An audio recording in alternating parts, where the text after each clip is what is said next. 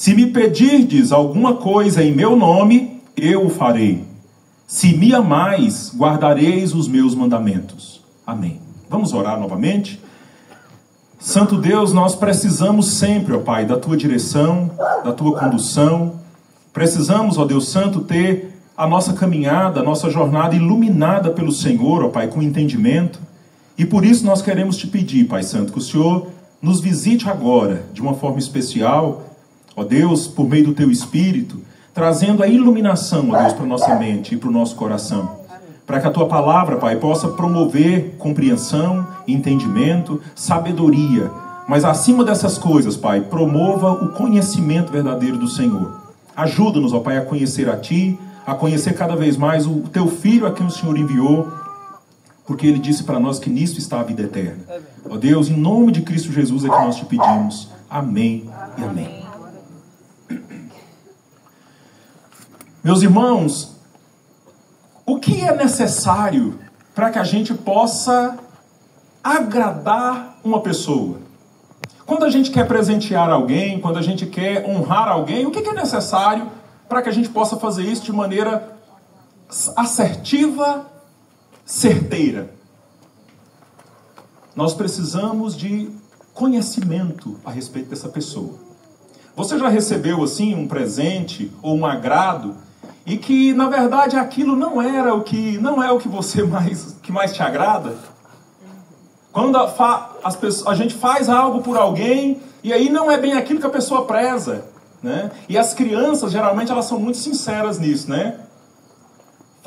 Eu tenho um áudio de um menininho, né? Fala: olha, sua tia mandou as cuecas para você. Fala para ela, eu gostei. O menininho fala: não, eu não gostei. Eu não gostei. O menino não quer ganhar cueca, o menino quer ganhar brinquedo, quer ganhar ele não quer ganhar cueca, né? E eu falo: não, eu não gostei não, gravando áudio pra tia, né? Porque a criança, ela é sincera. E talvez muitas vezes as pessoas podem fazer algo para nós que, se nós fôssemos sinceros, também a gente diria isso. Fala assim: olha, não é bem isso que eu gosto. Não é bem isso que eu prezo. Mas como é bom quando a gente percebe que a ação de um amigo, ou de um parente, ou de um filho, ou talvez do namorado ou da namorada, do marido ou da esposa, ela é assertiva porque a outra pessoa, ela gosta da gente o suficiente para nos conhecer de fato. E nos conhecendo, ela faz escolhas para nós que sabe que agradará o nosso coração, sabe que trará contentamento, que nos fará alegres e felizes por aquela atitude. Mas isso só é possível se há o verdadeiro conhecimento. Se eu conheço como você pensa, o que você gosta, quais são suas preferências. A coisa mais difícil é dar presente para estranho, não é? Eu não sei o que agrada o outro, o estranho. Eu não sei o que agrada. Então a gente fica tentando acertar de alguma forma. Querido, por que o relacionamento com Deus seria diferente? Seria diferente. Como é que você e eu agradaríamos a Deus sem de fato conhecer o que Deus pensa? Se eu não me proponho a entender e a conhecer o que Deus ama, o que Deus preza, o que alegra o coração de Deus.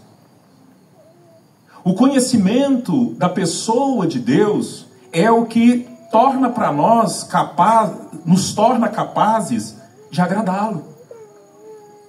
Talvez uma das coisas que mais atrapalha as pessoas de agradarem a Deus não é elas não crerem que existe um Deus. Porque a maioria das pessoas crê que existe um Deus. Mas crer que existe um Deus não me faz conhecedor da pessoa dele. E aí o que mais atrapalha as pessoas de agradarem a Deus é a falta do conhecimento a respeito do ser de Deus. Quem é essa pessoa? Quem é esse ser? Como essa pessoa gloriosa, divina, poderosa, como ela pensa? O que ela ama, o que ela preza? E é por isso que nós, constantemente, nós estamos com as Escrituras abertas. É por isso que semanalmente nós abrimos as Escrituras e tentamos olhar por meio dessa janela que é a Bíblia, olhar e perceber a pessoa de Deus, a personalidade de Deus, os propósitos dele, como ele pensa, o que ele preza, o que ele pensa ao meu respeito e o que conhecer a ele revela de mim. O que conhecer a ele revela a meu respeito.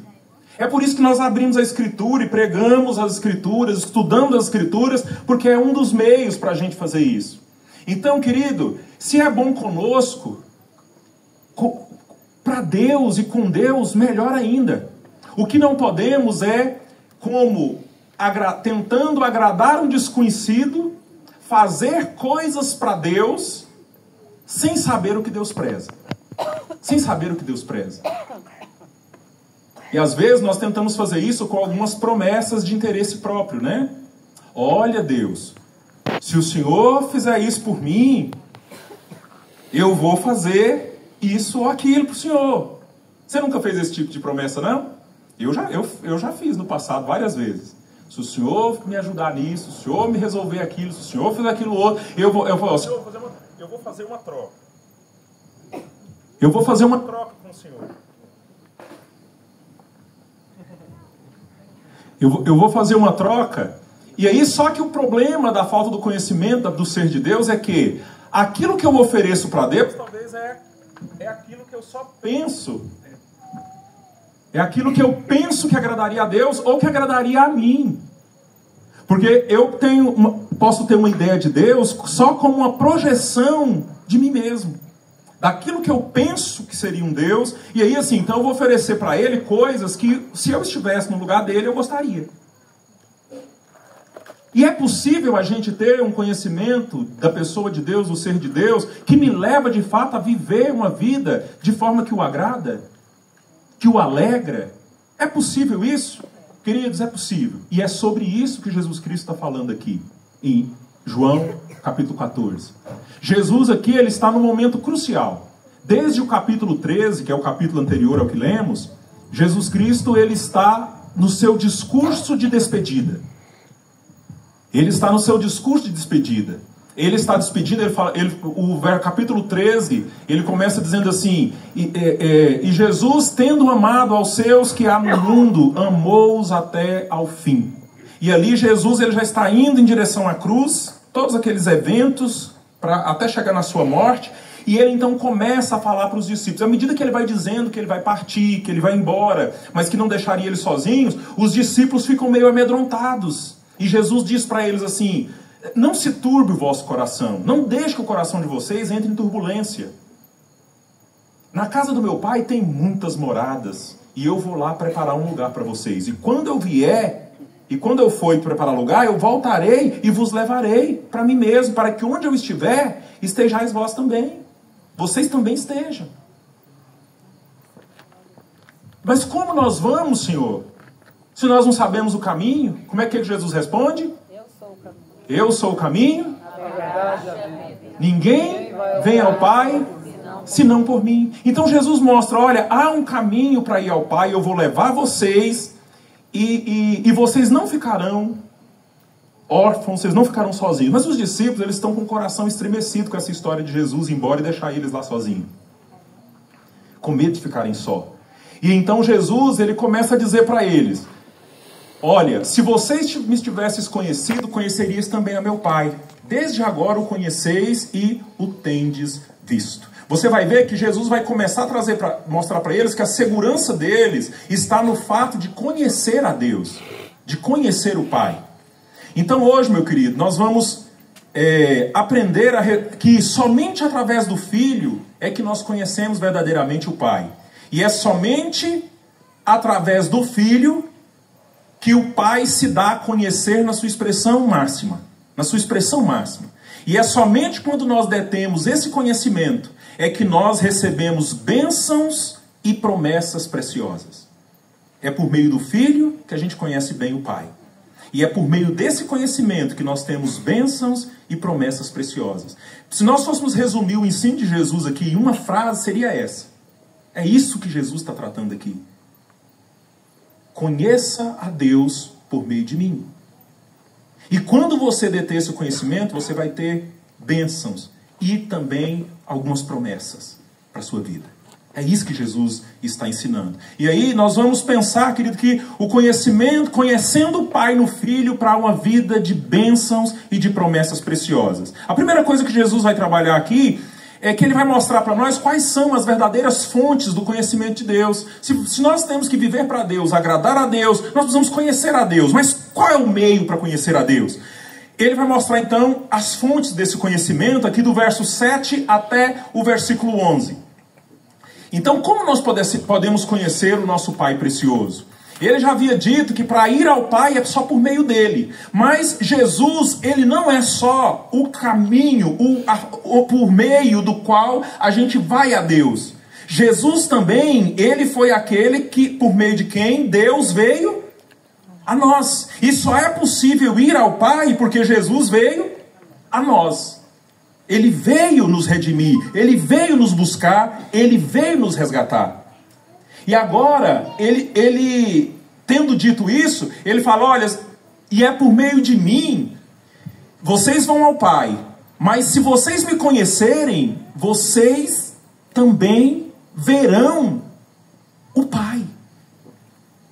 Vocês também, se vocês me conhecerem, vocês conheceriam também ao meu Pai, mas desde agora o conheceis e tendes visto. Porque se eles têm dúvida, Jesus fala que desde agora. Jesus está falando a respeito de todo aquele momento, aquela ocasião, onde ele morreria, ressuscitaria, ele seria visto em glória, e eles iriam perceber não só a humanidade de Jesus, mas também a sua divindade.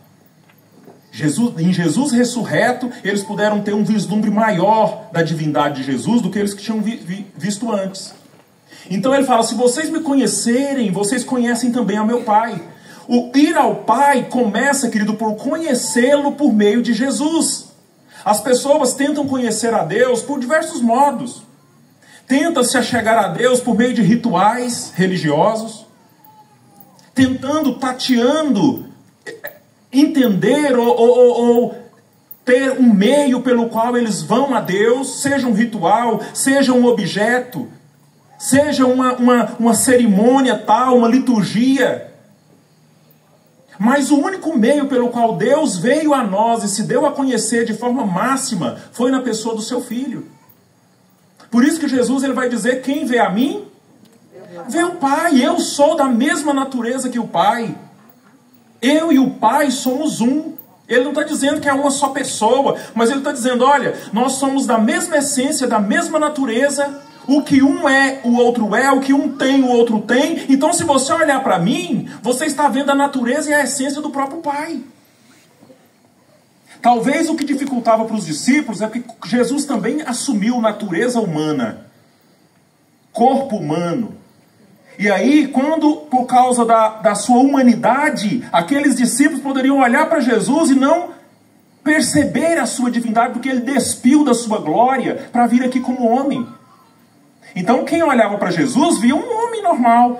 Aí nós vemos os sinais da sua divindade, que João trabalha aqui no texto, no seu evangelho.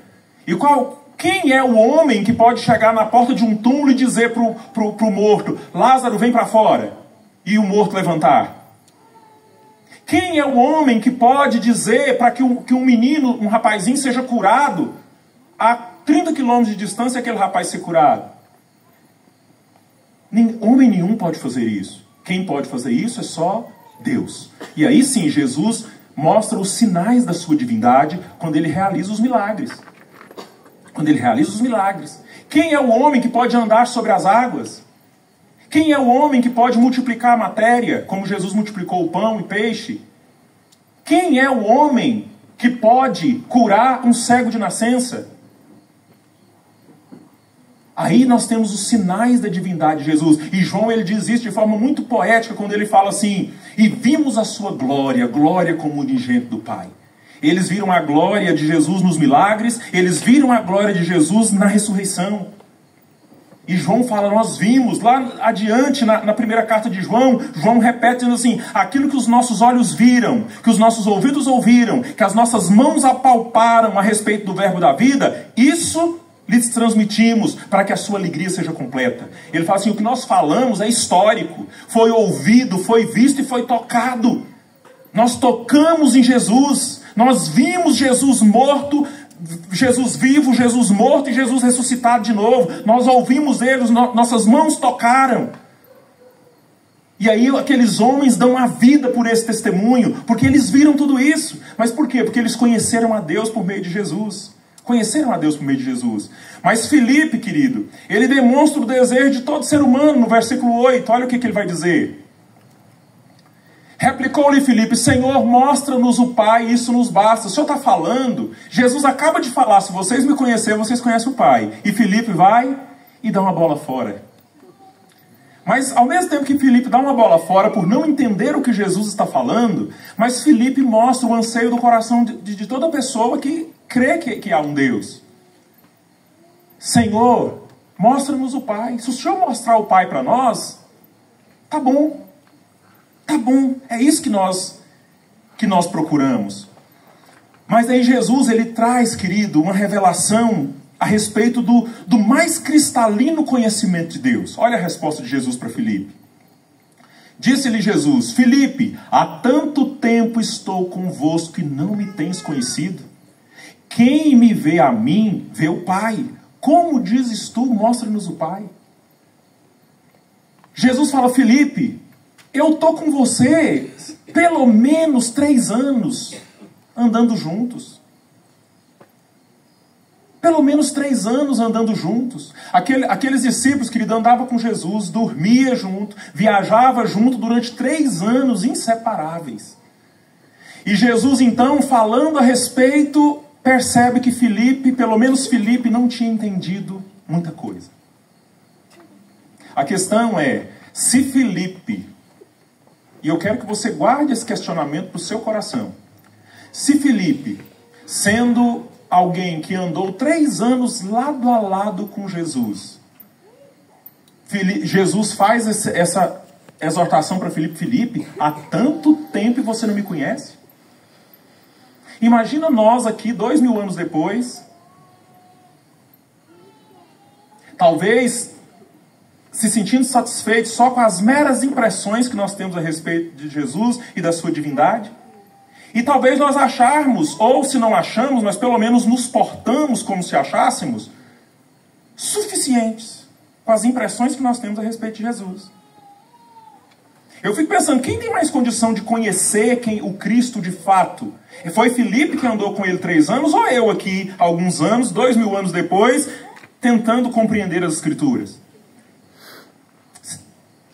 Quem estava lá e andou, ouviu a respiração de Jesus, dormiu lá nas viagens, na beira das estradas, e sabia até que tom era o ronco de Jesus.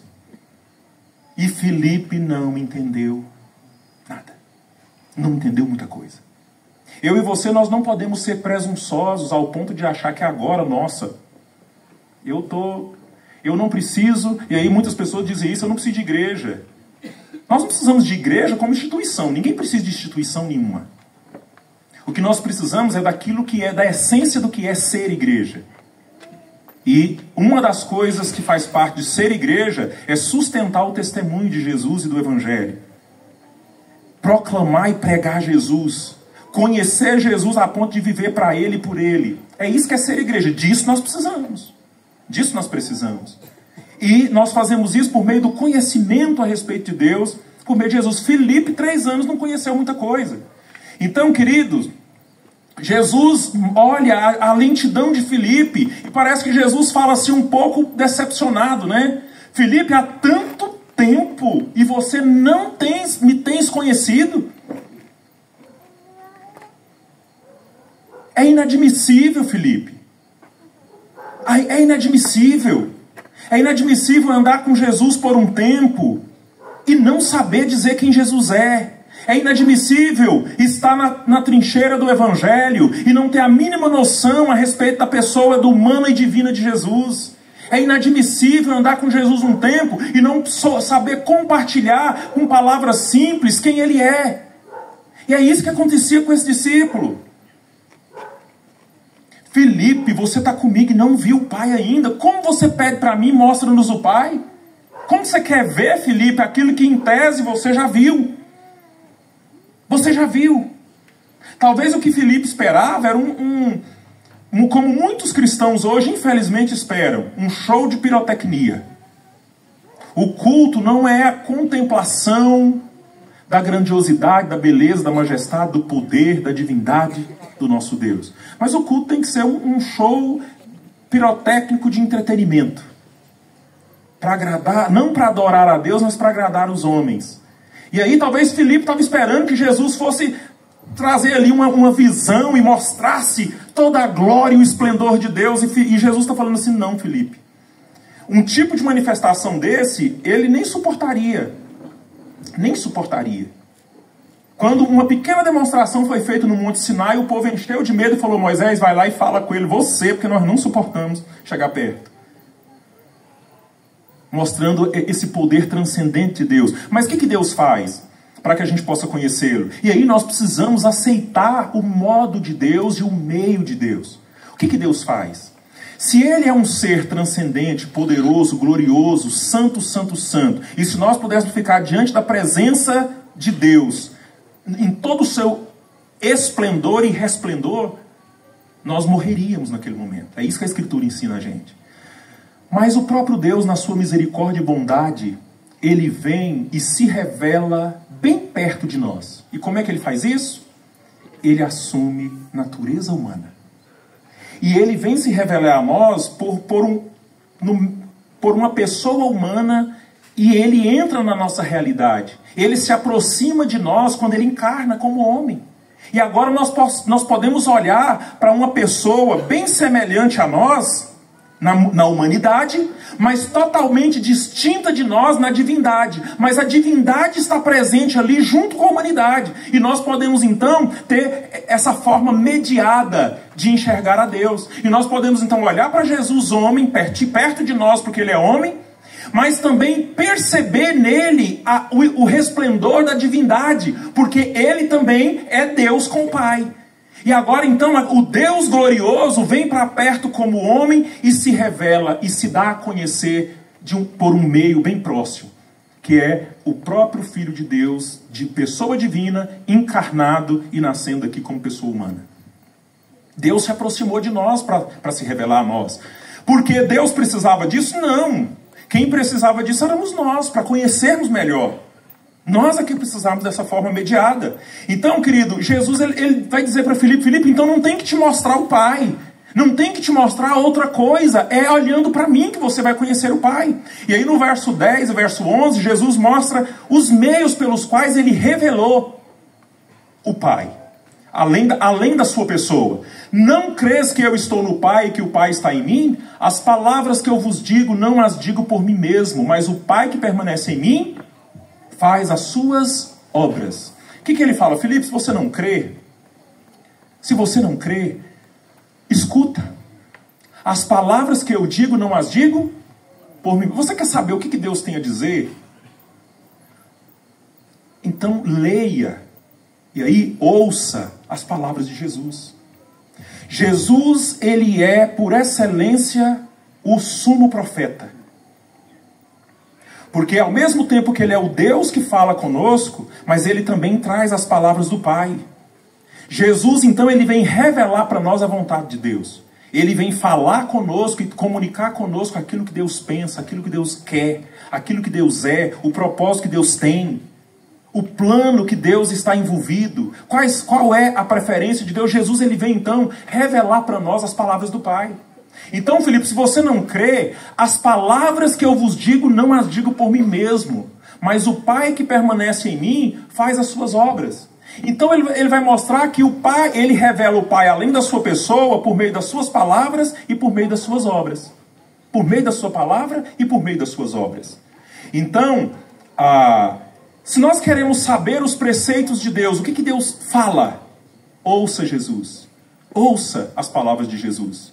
Se você quer saber como Deus age, abra a sua Bíblia e olhe para a atitude de Jesus. E em Jesus você vai perceber o Pai em todos os seus atributos maravilhosos.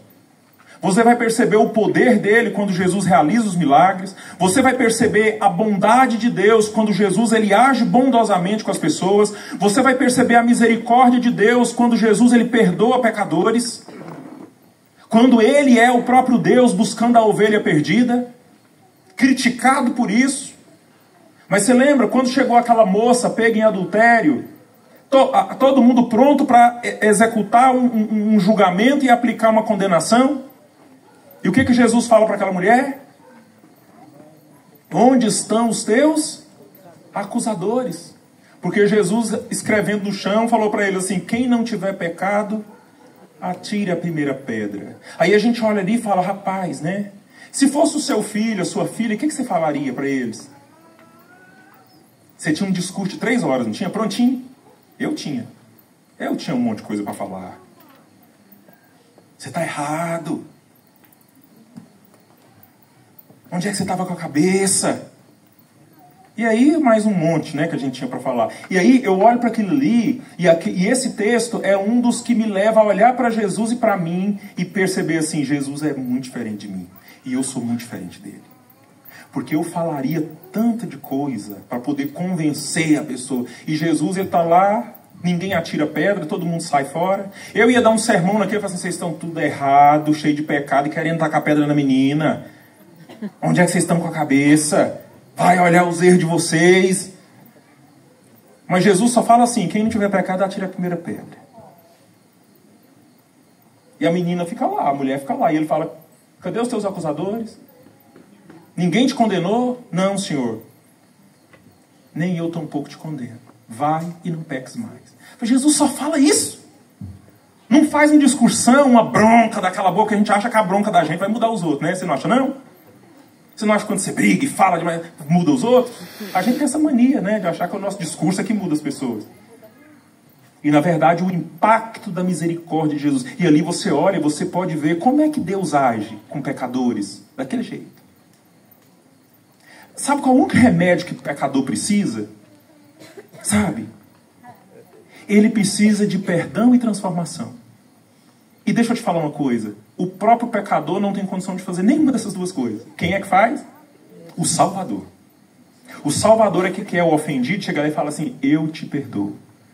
E é o Salvador que diz assim: eu vou enviar o Espírito Santo para ajudar você, para você lembrar do que eu disse, para você andar no meu caminho. Eu vou te dar um novo coração, tirar o coração de pedra para um coração de carne, para que você consiga cumprir os meus mandamentos. É o Salvador quem dá perdão e transformação. Porque o próprio pecador não tem condição de fazer isso por ele mesmo. O que nós vemos nisso, querido? A expressão da misericórdia e da graça de Deus. Você quer ver a graça de Deus? Como é que é a graça de Deus? Olha para Jesus, como é que ele agiu. Que você vai conhecer o caráter do próprio Deus agindo com aquela moça. Ou tantas outras situações. Lembra do Zaqueu? Ah, mas ele vai comer na casa do Zaqueu. O Zaqueu é o mais corrupto da cidade. É o ladrão mais corrupto, aí rico, com muitos bens, roubando aí dos impostos de todo mundo, excluído do meio social de Israel, porque ele era errado mesmo. Aí o que acontece com Jesus? Jesus vai lá comer na casa do Zaqueu. E quando chega na casa do Zaqueu, o que Zaqueu entendendo, o que Zaqueu faz quando ele foi transformado, liberto? Se eu defraudei alguém, eu vou devolver 4 vezes mais. E eu vou pegar metade das coisas que está na minha mão e eu vou distribuir para os pobres. E Jesus levanta e fala assim: hoje houve salvação nessa casa. Porque este também é filho de Abraão. Aí você quer ver como é que Jesus trata a gente errada? É assim, perdoando elas e transformando elas. É assim que Deus age. Quer saber como é que Deus pensa e age? Olhe para ele que você vai ver. Olhe para ele que você vai ver. Gente ensimesmada que achava que era filho de Abraão e brigava com Jesus porque parece que Jesus estava se tornando um mestre que estava tomando a proeminência deles. Jesus também é duro com eles, não é? Porque Deus não aceita esse tipo de coisa. Não aceita esse tipo de coisa. Quando estava lá os vendilhões do templo, usando lá dos sacrifícios da religião para fazer dinheiro, o que Jesus fez? Mostrou a indignação de Deus contra esse sistema nojento. E foi lá e derrubou as mesas dos cambistas. O que estava acontecendo lá dentro? A pessoa tinha que oferecer um sacrifício no templo. Vinha de viagem de fora, não podia trazer um animal. E ia lá e comprava deles. Vendia caro, que quando ele voltava no outro ano, ele estava devendo o animal do ano passado ainda.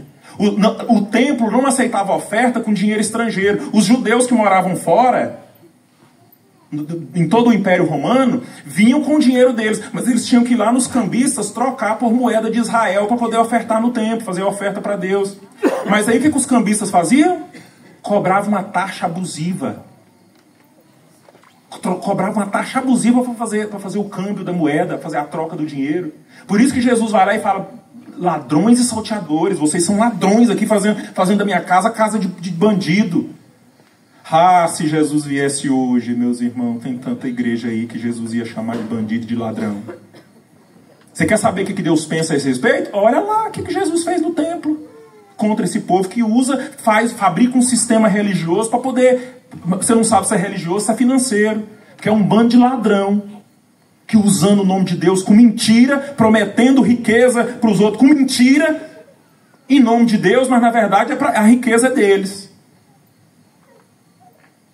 O que Deus pensa? Olhe para Jesus. Conheça a pessoa de Jesus que você vai conhecer a Deus. É isso que ele está dizendo. Então nós podemos olhar para os evangelhos, para os ensinos dos apóstolos no Novo Testamento e perceber de fato quem é Jesus. E ele vai dizer, então, olhe para as minhas palavras e olhe para as minhas obras. No verso seguinte, no verso 11, ele diz: crede-me que estou no Pai e o Pai está em mim. Se você olhar para mim, a essência do Pai está em mim e a minha essência está no Pai. Crede ao menos por causa das mesmas obras. E parte dessas obras ele tá se referindo aos milagres que ele fez. Filipe, você quer ver a Deus? Se você não estava lá, Filipe, quando eu multipliquei pão? Você não estava lá, Filipe, quando eu andei sobre as águas? Tanto tempo você está comigo. Você não estava lá, Filipe, quando eu curei o filho do oficial do rei? Filipe, você não estava lá quando na porta do túmulo de Lázaro, eu ordenei que Lázaro levantasse e viesse para fora, e você viu Lázaro sair todo enfaixado, ressuscitado, Filipe? Filipe, você não viu o paralítico no tanque de Betesda? Que eu fui lá e disse para ele: toma teu leite e anda, e aquele paralítico levantou. Você não viu o cego de nascença que eu falei: vai lá e lave no tanque de Siloé, e aquele cego foi, crendo, e quando ele lavou os seus olhos lá no tanque de Siloé, aquele rapaz passou a enxergar novamente. Deu um bafafá todo na cidade, porque os judeus queriam que o menino contasse quem foi, e virou aquela bagunça toda, e eles começou a tramar a morte de Jesus. Você não estava lá, Filipe? Você não viu aquele rapaz enxergando? Querido, então são 7 sinais que Jesus faz aqui no Evangelho de João, que são parte dessas obras que ele realiza. Talvez Filipe, meu querido, bebeu até do vinho que Jesus transformou em Caná da Galileia. Era água naquelas talhas. Era água. E você não viu, Filipe, a água que depois se tornou vinho? Você não viu?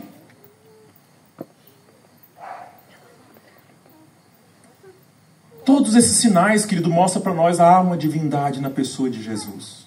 Ele é divino. Quem olha para Jesus está vendo o próprio Deus. Então, querido, é tolice nossa tentar conhecer a Deus por outros meios, senão por meio de Jesus e das suas palavras. Eu e você, querido, depois de tanto tempo do evangelho pregado, num país de maioria cristã, nós não temos o direito de ser o Filipes. De tanto tempo ouvindo sobre Jesus, vendo e ouvindo Jesus, era inadmissível para Jesus que ele ainda não conhecesse. Como também eu e você precisamos olhar para nós e dizer para mim: é inadmissível que depois de todo esse tempo de história, e eu sou uma pessoa que crê que há um Deus, eu não conhecer a Jesus de fato. É inadmissível para mim e para você se nós andamos uma jornada de fé na igreja durante 2, 5, 10, 20, 30 anos e eu ainda não sei quem é Jesus de verdade. Não conhecer as palavras de Jesus, não saber das obras de Jesus, dos feitos de Jesus, não aprender e estudar a respeito dele, das suas naturezas, é inadmissível. Eu e você não podemos aceitar isso mais.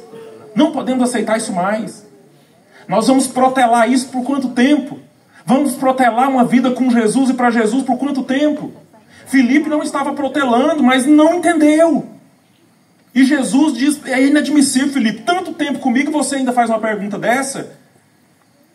Mas pastor, eu leio a Bíblia e não entendo muita coisa. É por isso, querido, que a igreja oferece para mim e para você o estudo da Escritura.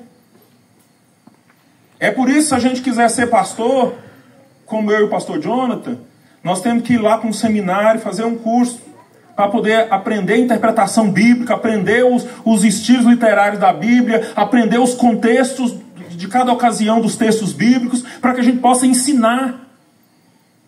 Porque a igreja não é misticismo. Não é uma pessoa que acredita e ela acredita no que ela acredita e começa a falar o que ela quer, o que ela pensa. Nós temos todo um ensinamento dos profetas, dos apóstolos, dos históricos, para ser transmitido. Então, pastor, eu leio a Bíblia, mas não entendo. Eu já escutei essa frase, querido, inúmeras vezes. Porque existe um contexto que precisa compreender o texto bíblico. Existem circunstâncias nas quais aquele texto foi escrito. Existe uma cultura diferente da nossa, dentro da qual aqueles eventos aconteceram. E se não houver um esmero, um debruçar em cima disso para poder interpretar um texto, eu sei que é difícil. Mas é por isso que a igreja tem que ter todo esse cuidado para poder auxiliar você.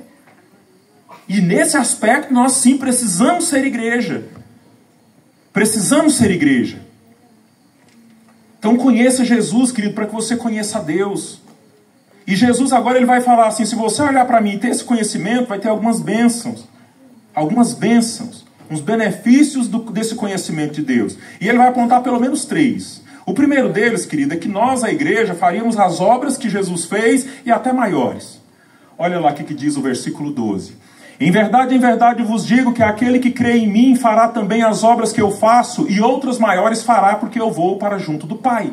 Ele está falando, Felipe, creia em mim, que o Pai está em mim e que eu estou no Pai. Creia, Felipe, nas palavras, creia pelas obras que você viu. Aí ele vai dizer, então quem crê em mim, o crê em mim ali está vinculado ao que ele acabou de dizer. Quem crê que por meio de mim conhece o Pai, que eu sou esse meio de revelação do Pai, fará também as obras que eu faço e outras maiores fará, porque eu vou para junto do Pai.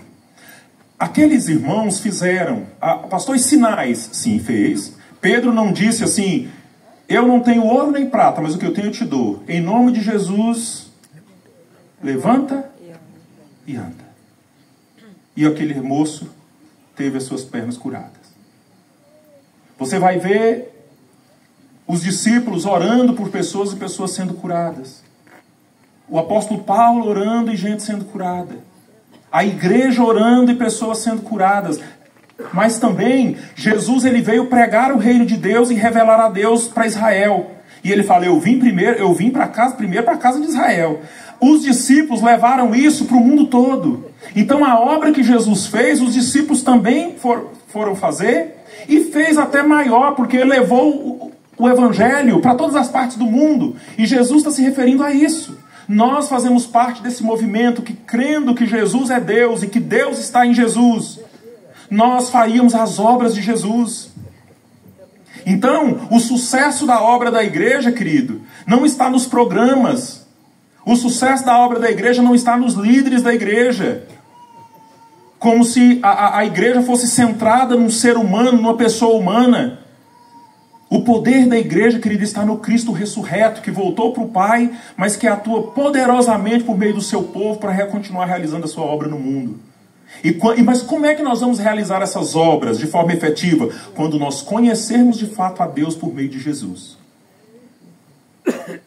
Conhecermos de fato a Deus por meio de Jesus. Se nós conhecermos a Deus por meio de Jesus de fato, a nossa vida será outra, a nossa atuação como povo de Deus será outra. Completamente diferente. Completamente diferente. Mas a segunda bênção, querida, é que esse conhecimento faz também com que as nossas orações sejam atendidas. Como é que eu sou mediado com Deus? Não é por meio do Cristo que revelou o Deus a nós? Jesus, ele é o mediador. Mas ele não é só o mediador que faz o tráfego de mim para o Pai e do Pai para mim. Jesus, ele mesmo, na sua própria pessoa, a evidência dessa mediação. Por quê? Deus e homem estavam separados por causa do pecado. Deus tomou a iniciativa de gerar reconciliação novamente. E para gerar reconciliação, o que ele precisava fazer? Ele precisava resolver o problema do pecado. E resolver a questão da lei. O homem quebra a lei e incorre em pecado. Não tem ninguém fora desse contexto. O que acontece? O próprio Deus envia a segunda pessoa da divindade. E envia para nascer como homem. Então, em Jesus está a divindade e a humanidade. E agora ele, como um ser divino, ele traz Deus a nós. E como ser humano, ele leva a gente a Deus. Está vendo que é na pessoa, a pessoa não é só o ministério, mas a pessoa de Jesus é fundamental, porque ele é Deus e homem, fazendo com que humanidade e divindade se encontrem e seja restabelecida essa comunhão e essa aliança. Por isso que Jesus é a nossa aliança com Deus, porque nele está ali a junção da divindade e da humanidade. E ele então pode mediar, porque as duas naturezas estão nele. Por isso que ninguém vai ao Pai sem Jesus. Por quê? Porque é só em Jesus que humanidade e divindade tem a sua comunhão restaurada, a aliança restaurada. Então ele vai dizer, mas também nessa aliança, nesse conhecimento de que eu sou unido pela divindade e humanidade de Jesus, ele vai dizer, no verso 13, e tudo quanto pedirdes em meu nome, isso farei, a fim de que o Pai seja glorificado. Aquilo que vocês precisam, aquilo que vocês pedirem, eu vou fazer. Se vocês tiverem esse conhecimento de que o Pai está em mim e eu estou no Pai, e creem nas minhas palavras, eu vou fazer. E ele vai dizer, olha, e tudo quanto pedirdes. Talvez aqui, se a gente ler esse versículo desavisadamente, a gente pensa, não quer dizer que é tudo. É claro que é tudo aquilo de conformidade com que o Pai, tudo que pedirmos segundo a sua vontade, sabemos que Ele nos dá. É isso que João vai dizer lá na carta, né?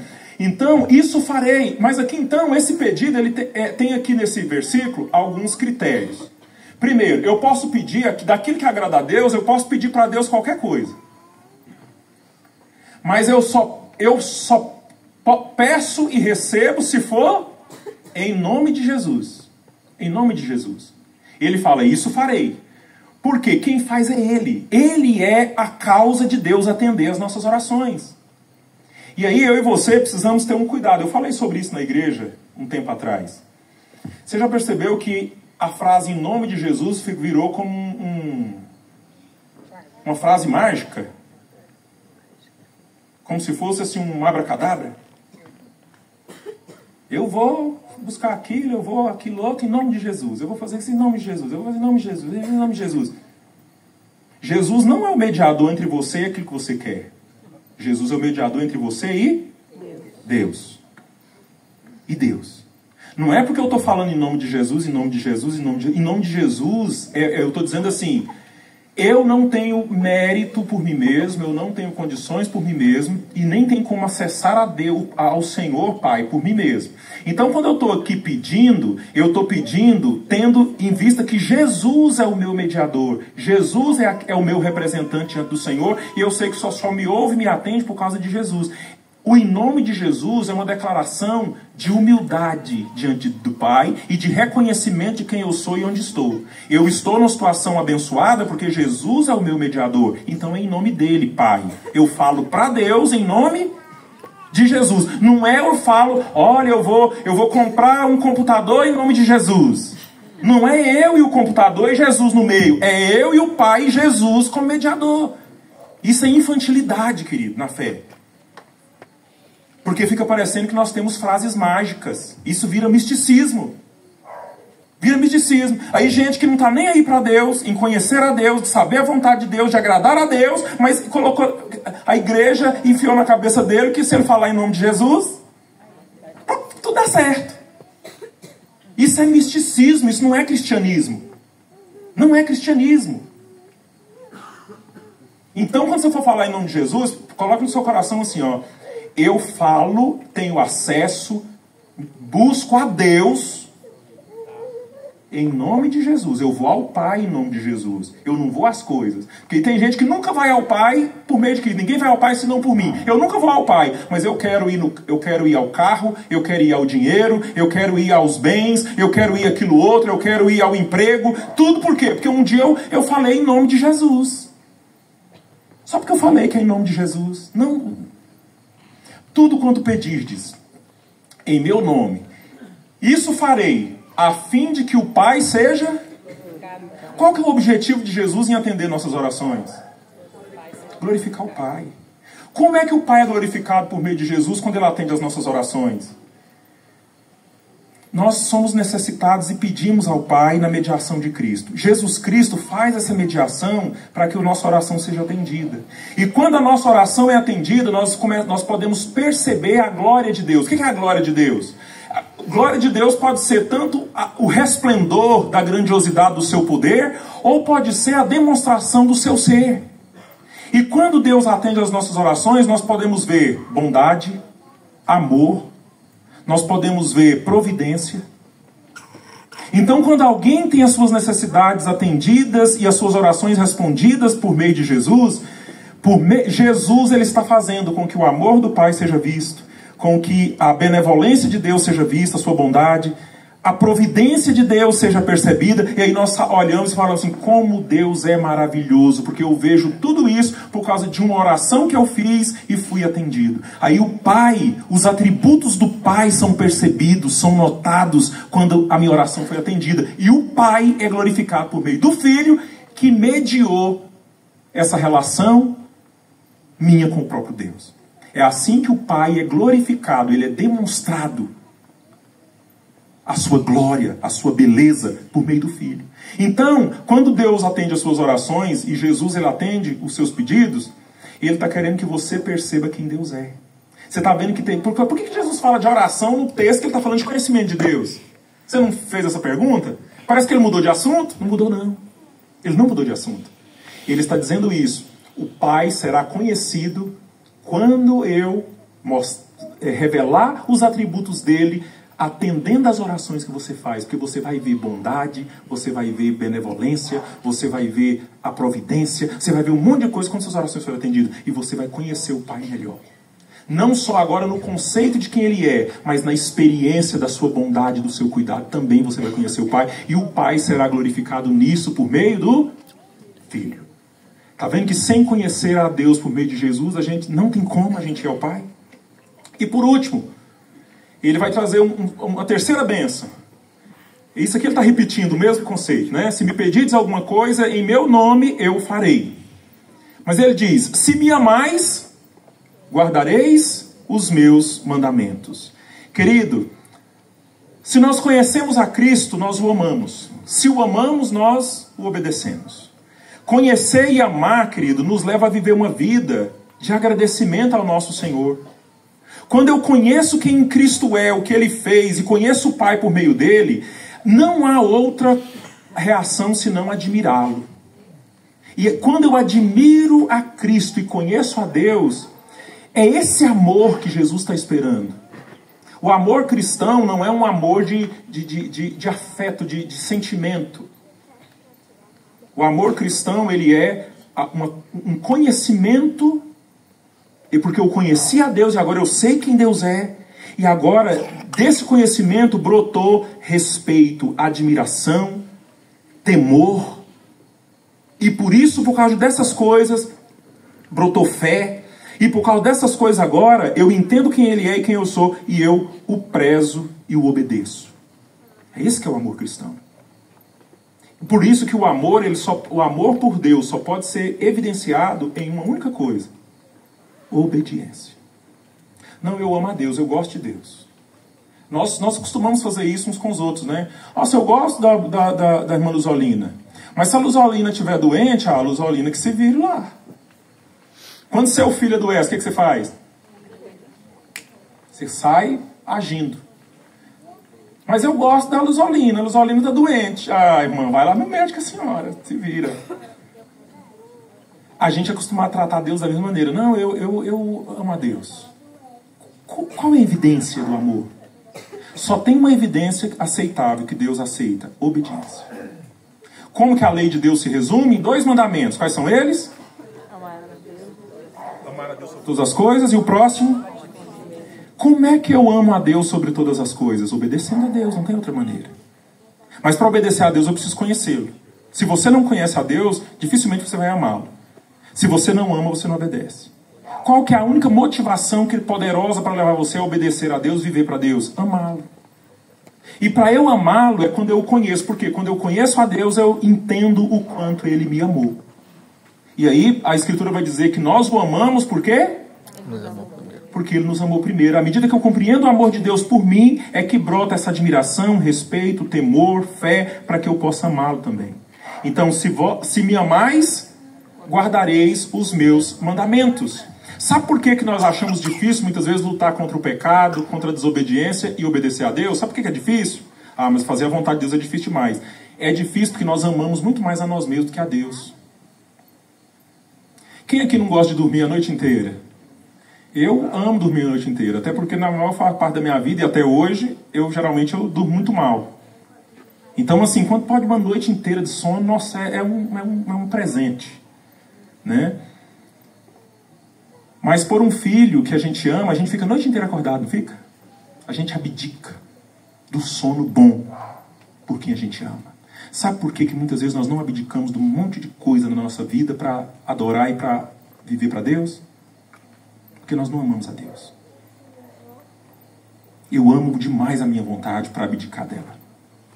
Eu amo demais os desejos do meu coração para renunciar a eles. Eu amo demais o estilo de vida que o meu próprio coração e minha mente criou. E eu não tenho essa disposição para negociar essas coisas para servir a Deus. Não é porque nos falta amor. É porque tem amor demais. Só que é amor desfocado. Amor desfocado. Agostinho de Hipona, ele dizia que tudo é uma questão de amor desfocado. Se você amar mais qualquer outra coisa, você vai viver por aquilo e vai desprezar Deus. Ele fala, se você amar mais a sua reputação do que a verdade, você vai mentir para proteger a sua reputação e vai faltar com a verdade. Então tudo é uma questão, querido, onde o nosso coração está. Agora eu te faço outra pergunta, como é que eu e você vamos amar a Deus se nós não o conhecemos? É possível amar quem não se conhece? Se você quer que seu amor por Deus aumente o seu conhecimento de Deus. Por meio de Cristo, foi o que Jesus falou aqui. Senão você não vai amar a Deus. Se você não amar a Deus, você não vai obedecer. Leandra, lá no versículo, coloca para mim aí o 14, acho que o versículo 22.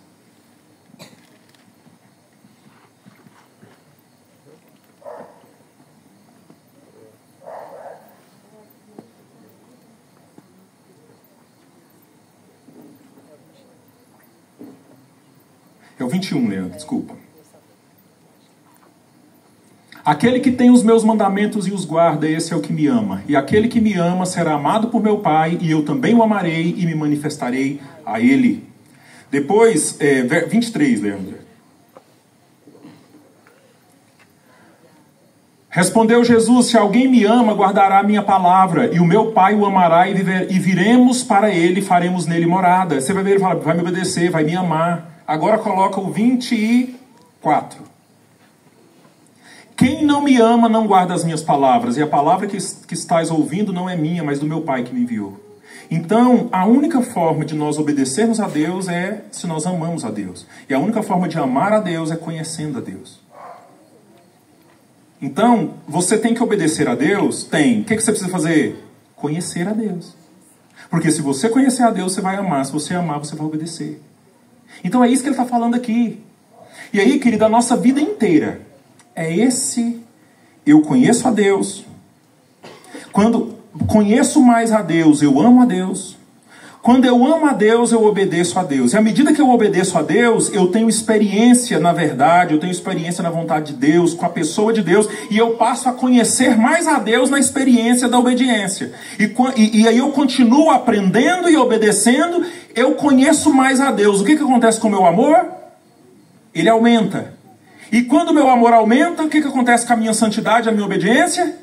Aumenta. Quando essas duas coisas aumentam, o meu conhecimento aumenta, o meu interesse por Deus aumenta, e o meu amor aumenta, a minha obediência, a vida inteira vai ser isso. Como que a gente separa cristãos maduros de cristãos ainda um pouco menos maduros? É porque algum fez esse ciclo poucas vezes na vida. Outros continuam fazendo o mesmo ciclo, conhecendo a Deus, Por isso respeita, honra, exalta a Deus, ama a Deus e obedece a Deus, atendendo aquilo que Deus diz. Aqui ele aí aquele outro já está aqui no segundo ciclo, vamos dizer assim, ele, conhecendo mais a Deus, aí ele passa a amar mais. E aí você, quem tem 20 anos de jornada, deveria conhecer, amar e obedecer mais do que alguém que começou esse ano. Quem começou esse ano está conhecendo, aprendendo a amar e aprendendo a obedecer. O outro com 30 anos já devia ser o mestre. Mas todos nós vamos estar nessa espiral, que tem 3 pilares. Mas ela tem 3 pilares: conhecer a Deus, amar a Deus e obedecer a Deus. Mas esses pilares, eles são altos e eles têm níveis, que você vai girando e chegando em cada nível. Eu estou aprendendo, eu estou conhecendo mais a Deus, amando mais a Deus e lutando para obedecer mais a Deus. Talvez o que converteu daqui 3 meses, ele está lá no nível embaixo, que agora que ele está conhecendo, mas todos nós estamos nessa espiral crescente. Pastor, eu não estou esmerando em conhecer a Deus, meu amor por Deus, eu não sei nem como é que está, esse negócio parece estar do mesmo jeito há anos, e eu vou te falar a consequência dessas 2 coisas aqui, da falta do conhecimento e falta de amor, sabe qual que é? Você não obedece a Deus. O seu coração nem preocupa com isso. Você não se importa em obedecer a Deus. Porque só é possível se importar com isso, estar sensível a isso, se eu conheço e amo. Se não for assim, amarás o Senhor teu Deus de todo o teu coração, de toda a tua alma, de todas as suas forças. Eu nem sei o que é isso. Porque eu não conheço e não amo. Como é que eu vou amar? Eu vou obedecer. Como que eu vou obedecer se eu não amo? Se eu não amo, é porque eu não conheço. E para conhecer eu preciso trabalhar. Então Jesus, você vai ver que o conhecimento de Deus vai fazer com que a nossa vida e a nossa obra seja efetiva para Deus. As nossas orações são atendidas porque Deus se revela nisso. A glória de Deus é revelada quando Deus cuida de nós. Mas também, quando eu conheço a Deus, eu vou chegar na obediência. Eu vou amar a Deus. Verso 15, Leandro, por favor. Quando eu conheço a Deus, eu vou amar a Deus, e porque eu amo, eu vou guardar os mandamentos dele. É a única forma. Meus queridos, quando eu estudei esse texto aqui a primeira vez, eu levantei minha cabeça diante da Bíblia e falei assim: tem misericórdia de mim, Deus. Tem misericórdia de mim. Porque quando a gente entende essas coisas, fala: meu Deus, eu estou tão longe. Eu estou tão longe daquilo que seria o ideal. Tem misericórdia de mim. Eu me amo demais. Eu me amo demais. E esse amor ególatra é a maior pedra de tropeço no meu caminho de uma vida com Deus. Não é ninguém, não são as circunstâncias, não é nada disso. Os apóstolos estavam presos, apanhando, morrendo, e eles amavam e entregavam a vida para Deus. A gente está livre, solto, com as decisões nas nossas mãos, e a gente não. Eles morreram por amor a Deus, a gente às vezes não vive por amar a Deus. Eu não sei o seu sentimento, se era igual ao meu. Deus, tem misericórdia de mim. O meu problema é meu coração, porque eu não amo o Senhor. Eu nasci pecador, e esse coração pecador não nasceu sabendo amar o Senhor. Mas eu gostaria tanto de te amar. Eu gostaria tanto de viver uma vida para o Senhor, de verdade. Eu gostaria tanto de tomar decisões por causa do Senhor. Então, meu irmão, minha irmã, conheça mais a Deus. Olhe para o ser de Deus e aprenda a amar a Deus, senão nada vai acontecer. Olhe para o Evangelho, abra a sua Bíblia. A Bíblia é a janela para você abrir e ver a Deus e contemplar Ele, ver quem Ele é, como Ele é, o que Ele faz, o que Ele pensa, o que Ele ama, o que Ele gosta, o que Ele odeia, o que Ele despreza. A Bíblia é esse caminho. E o Espírito Santo é o ajudador que vem e convence o nosso coração, orienta, ilumina a compreensão. É o Espírito Santo quem faz isso. É o Espírito Santo quem faz isso. Talvez você se sinta um necessitado, assim como eu me senti. E aí, a gente é comunidade da fé para isso, para uns ajudar os outros. Para que a gente possa ajudar os outros a compreender a Escritura, a conhecer a Deus, a saber quem Deus é, para amar quem Deus é. Talvez este seja o nosso problema mais básico com relação à fé e à nossa vida com Deus. Mas que você não saia daqui do mesmo jeito. Que você não saia daqui do mesmo jeito. Que você saia daqui com uma decisão tomada. Então eu preciso tomar uma postura diante dessa verdade que Jesus falou. Eu vou conhecer a Deus. E aí eu vou orar enquanto eu vou buscar conhecê-lo. Vou orar e falar, Senhor, permita que eu veja o teu amor para que eu te ame também. E amando, a consequência natural é desejar obedecer a Deus.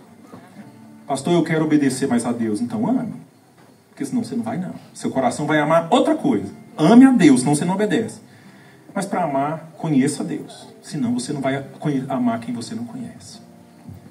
Vamos orar? Eu quero pedir para que Deus visite o coração de todos nós aqui. E coloque essa verdade lá no nosso íntimo, para que isso possa mudar a nossa relação com Deus. Amém? E ore e peça por você, peça por nós.